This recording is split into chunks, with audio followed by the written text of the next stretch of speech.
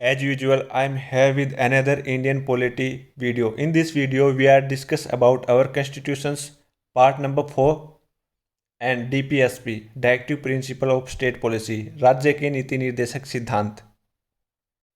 And do you know, हमारे constitutions में जितने भी अमेंडमेंट हुए हैं वो डीपीएसपी और फंडामेंटल राइट के बीच में कन्फ्लिक्शंस की वजह से हुए हैं। तो that is the reason that I am take this topic in second video. More things, इस वीडियो में कोई भी शॉर्ट ट्रिक नहीं है। फंडा कुछ ऐसा चल रहा है, एग्जामिनर गहराई से क्वेश्चन पूछ रहा है। हम शॉर्ट ट्रिक के चक्कर में पड़े तो रहते हैं, लेकिन जब एग्जाम में देखते हैं तो हमारे मन की गहराई तक चोट पहुंचती है। सो शॉर्ट ट्रिक के चक्कर में पढ़ना बंद करो। जो रियल की लाइफ की जो रियल डिफिकल्टीज है उनका सामना करो और उन्हें इजी बनाओ, ना कि इजी वे चूज करो तुम।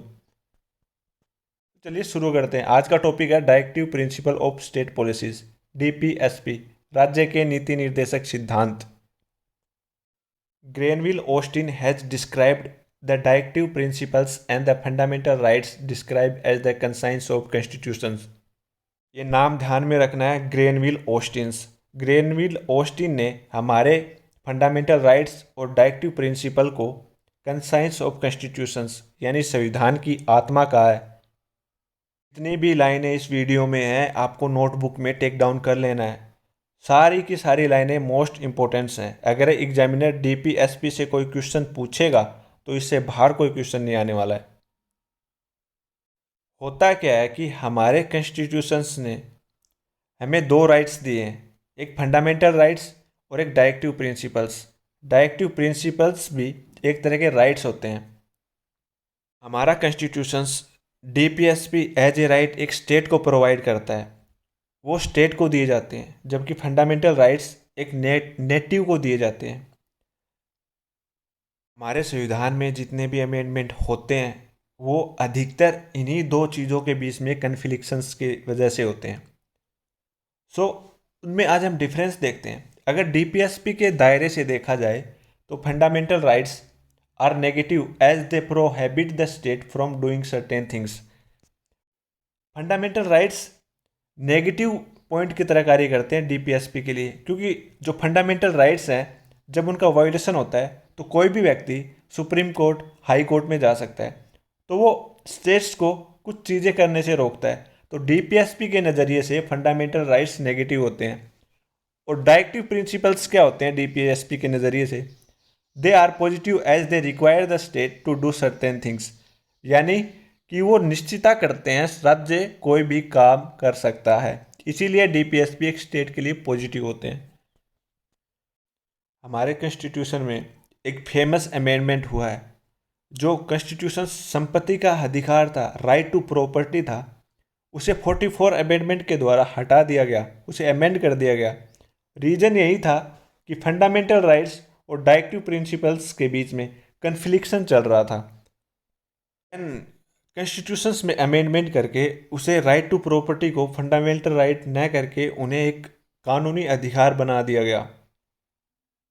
रीज़न यही दो चीज़ें थी, fundamental rights and directive principles. इनमें बीच में कन्फ्लिक्शन चल रहा था, क्योंकि डायरेक्टिव प्रिंसिपल तो एक स्टेट को बोलता है तुम समाज के लिए अच्छे कार्य करो। फंडामेंटल राइट बोलता है अगर उनका वायोलेशन होगा तो वो कोर्ट तक जा सकते हैं। जैसे एक डायरेक्टिव प्रिंसिपल्स एक स्टेट को बोलता है कि तुम, जैसे कोई भी स्टेट एक हाईवे बनाना चाहता है, स्टेट का तो ये रिस्पॉन्सिबिलिटी है कि वो हाईवे बनाए, समाज के लिए अच्छे अच्छे काम करे। लेकिन जिस हाईवे में किन लोगों के घर आते हैं, अगर उन्हें तोड़ा जाता है तो वो फंडामेंटल राइट था जो संपत्ति का अधिकार पहले था, उसका वोलेशन हो जाता था और लोग कोर्ट में चले जाते थे। कोर्ट में केस चलता रहता था, वो हाईवे भी नहीं बनता था, एक स्टेट का डेवलपमेंट भी नहीं हो सकता था। इसीलिए कोर्ट ने और कॉन्स्टिट्यूशंस में अमेंड करके ये फैसला लिया कि राइट टू प्रॉपर्टी को एक फंडामेंटल राइट न किया जाए, उसे एक कानूनी अधिकार बना दिया जाए। So here is these are positive as they require the state to do certain things. Directive principles state को तो दे देते हैं प्रोविज़न कि तुम कुछ भी समाज की, सोसाइटी के डेवलपमेंट के लिए कुछ भी कर सकते हो, जबकि फंडामेंटल राइट्स हैं वो एक स्टेट को नेगेटिव की तरह कार्य करते हैं। वो एक स्टेट को रोकते हैं कुछ चीज़ें करने से, वो कोर्ट में उन चीज़ों को घसीटते हैं जब एक फंडामेंटल राइट का वोलेशन होता है। तो चलिए अब कुछ क्वेश्चंस कर लेते हैं। इन क्वेश्चनों को तुम्हें बार बार देखना है, वीडियो को बार बार देखना है। सो तुम्हारे माइंड में ऑटोमेटिक ही रहेंगे ये क्वेश्चंस। इन क्वेश्चनों के अलावा आपके एग्जाम में डीपीएसपी से रिलेटेड कोई भी क्वेश्चन नहीं आ सकता। Who described DPSP principles as novel feature of the Indian constitution? किसने इंडियन कॉन्स्टिट्यूशंस में डीपीएसपी प्रिंसिपल्स को हमारे इंडियन कॉन्स्टिट्यूशंस की विशेषता बताया? यानी कि डीपीएसपी हमारे कॉन्स्टिट्यूशंस की विशेषताएं किसने बताया है? Granville Austin, doctor B R Ambedkar, doctor Rajendra Prasad, K T Shah. Doctor Bhimrao Ambedkar ने हमारे कॉन्स्टिट्यूशंस में डीपीएसपी को हमारे कॉन्स्टिट्यूशंस की विशेषता बताया। Who has described the directive principle and the fundamental rights as the conscience of constitutions? संविधान की आत्मा यानी डायरेक्टिव प्रिंसिपल और जो हमारे फंडामेंटल राइट्स हैं उनको संविधान की आत्मा किसने कहा है? यानी कि ये दोनों चीज़ें संविधान की आत्मा है, ये किसने बोला है? ये जैसा कि हमने स्लाइड के स्टार्टिंग में कर लिया था, ग्रेनविल ऑस्टिन ने बोला है। ग्रेनविल ऑस्टिन ने ये बोला है fundamental rights and directive principle हमारे संविधान की आत्मा है।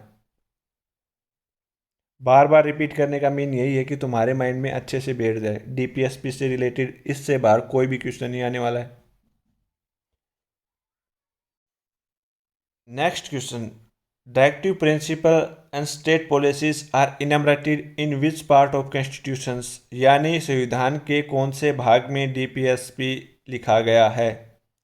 Part 1, part 2, part 3, part 4। Part 4 में डीपीएसपी हमारे इंडियन कॉन्स्टिट्यूशंस में लिखा गया है। Formers of constitutions borrowed DPSP idea from which country constitutions? हमारे फार्मर्स ने कॉन्स्टिट्यूशंस में डीपीएसपी के आइडिया को कौन सी कंट्री के संविधान से लिया है? Spain, Ireland, USA, Japan.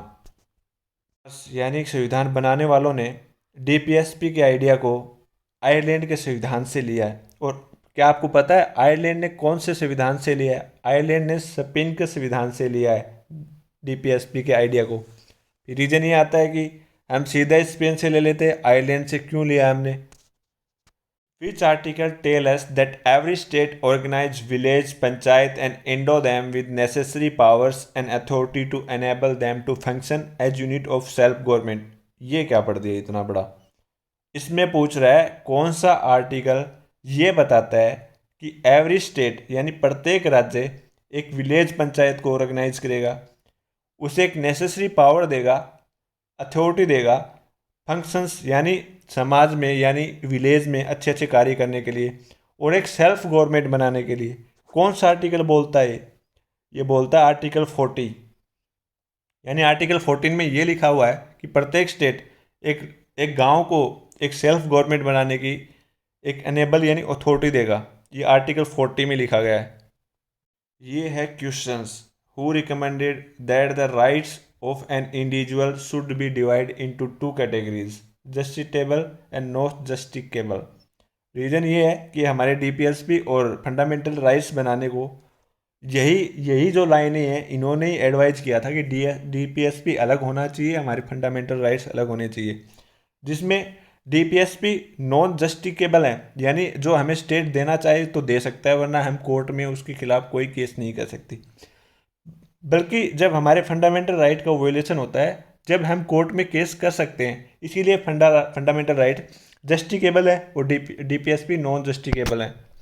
कहा था बी एन राव ने, यानी ये एडवाइस दी थी, रिकमेंड किया था कि बी एन राव ने कि हमारे लिए 2 राइट्स होने चाहिए, एक जस्टिकेबल एक नॉन जस्टिकेबल्स। जस्टिकेबल जैसा कि मैंने बता दिया फंडामेंटल राइट्स हैं, और नॉन जस्टिकेबल हमारे डीपीएसपी यानी directive principle and state policies. ये प्रीवियस ईयर में आया हुआ क्वेश्चन है, इसीलिए मैंने ले लिया ये क्वेश्चन। वो compared DPSP with a cheque on a bank payable only when the resources of the bank permit.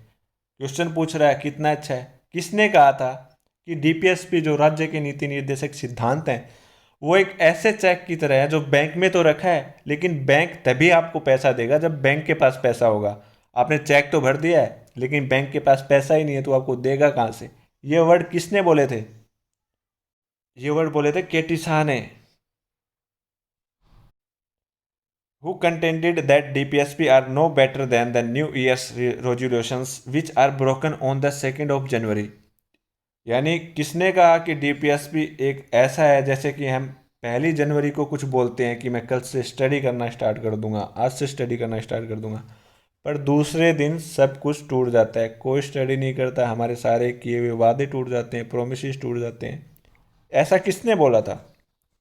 Nasruddin जी ने ये बोला कि डीपीएसपी उस 1 जनवरी की तरह है जब हम 1 जनवरी को सोचते हैं कि 1 जनवरी से हम पढ़ना स्टार्ट करेंगे, स्टडी करना स्टार्ट करेंगे, पर 2 जनवरी को नहीं करते, वो तोड़ देते हैं सारे के सारे वादे।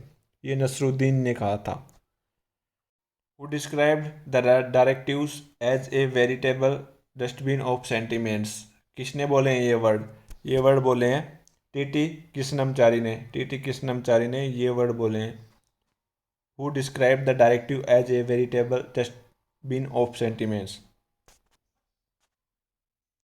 Sir Lyver Jennings thought what are only as pious aspirations in Indian constitutions। सिर्फ आकांक्षाएं हैं किसको? सर लाइवर जेनिंग ने हमारे इंडियन कॉन्स्टिट्यूशन में कौन से पार्ट को बोला है कि वो सिर्फ आकांक्षाएं हैं? फंडामेंटल राइट को बोला है, फंडामेंटल्स राइट को बोला है, या डीपीएसपी को बोला है, या अमेंडमेंट्स को बोला है? सर लाइवर जेनिंग्स ने डीपीएसपी यानी directive principle and state policies को एक पायस एस्पिरेशंस बोला है। ये थे हमारे डीपीएसपी से रिलेटेड कुछ क्वेश्चंस एंड डीपीएसपी के बारे में कुछ और चीज़ें।